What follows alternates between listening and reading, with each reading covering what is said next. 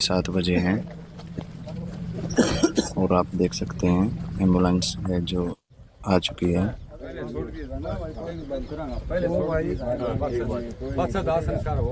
हो जाता संस्कार वो जितने भाई पकड़ रखे हैं वो भाई लिया कर दिए जाए।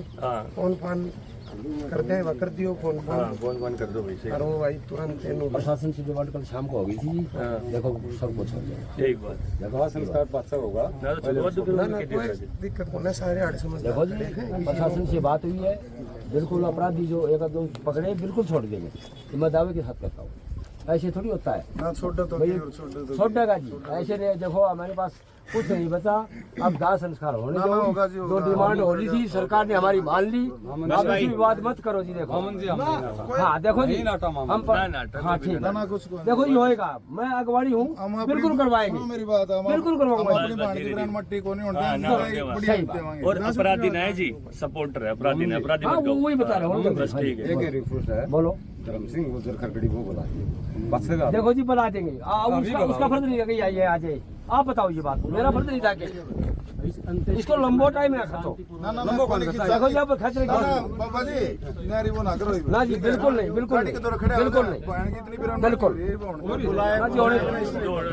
देखो जी दाह संस्कार होने दो। रिक्वेस्ट है जी मीडिया बंधुओं से भी सभी। हाँ जी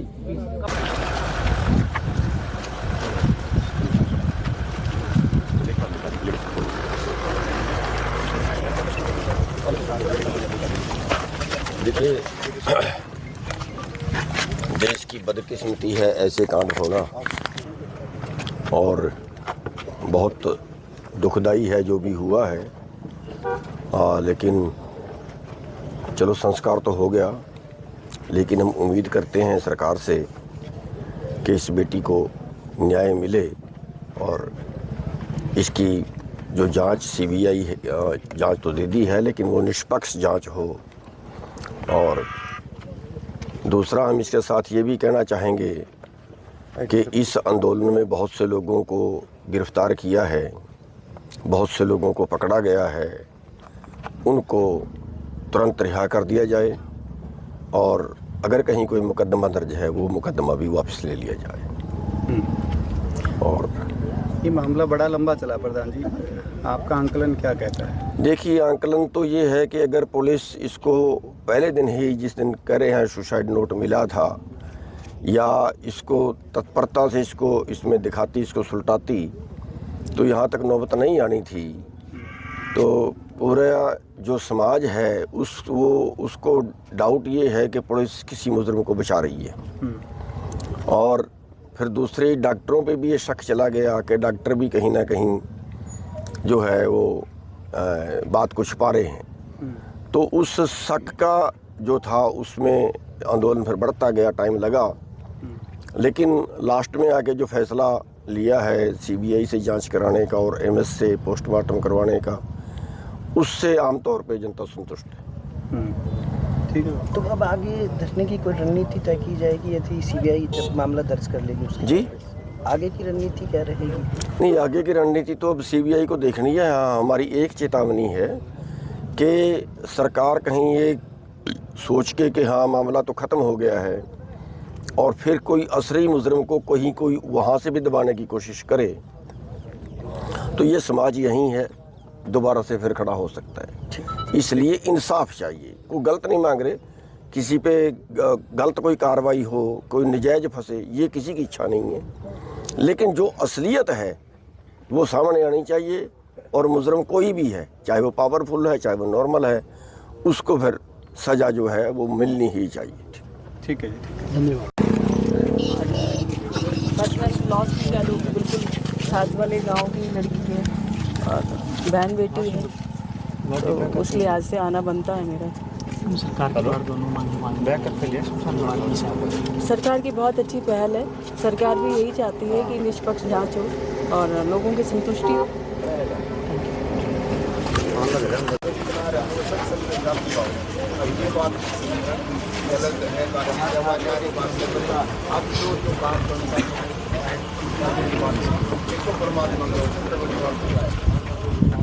सबसे बड़ी बात यह है हमें परमात्मा न्याय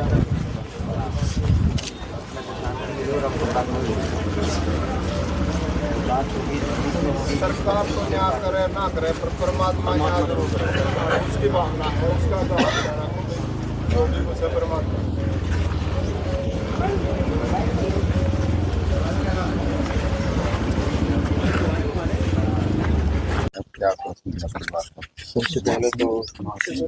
सबसे पहले उस बेटे को अश्रुपूर्ण विदाई देते हैं हम सब मिल करके, और जन भावनाओं के अनुसार और परिवार की भावनाओं के अनुसार उन्हें लग रहा था कि कुछ गलत हुआ है, तो सरकार ने उन बातों को समझा और सरकार ने ये स्वीकार किया कि जन भावना सर्वोपरि है।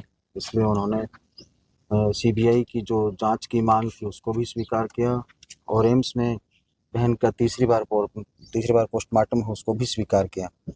और अब सरकार का ये भी मानना है कि जो भी दोषी पाया जाएगा, जिस भी रूप में दोषी पाया जाएगा, अगर पुलिस का ये जो वर्जन था, डॉक्टर्स का ये जो वर्जन था, ये गलत निकलता है और उनसे कोई चीज़ छूट जाती है, तो इस सीबीआई की जांच में वो चीज़ नहीं छूटेगी और सख्त से सख्त कानून के अनुसार उनको सजा मिलेगी। ये आश्वासन हमने यहाँ जो लोग यहाँ थे अंतिम संस्कार के अवसर पर उनको सभी को दिया है, परिवार को दिया है। और आज बहुत शांतिपूर्ण तरीके से हजारों लोगों के साथ हम सभी ने उस बहन को अंतिम विदाई दी है। एक अधिकारी के तौर पर प्रथम दृष्टया आपको कुछ लगता है कहीं पे कुछ तो लेख रही है? देखिए, एक अधिकारी के तौर पे मेरे लिए ये कहना बहुत मुश्किल होगा कि कहाँ कोई चूक रही होगी, लेकिन यही हम साझे रूप में ये स्वीकार करते हैं कि हो सकता है किसी न किसी बिंदु पे कोई चूक रह गई हो और वो चूक हमें ना पता चली हो, हम नहीं देख पाए हों उसे।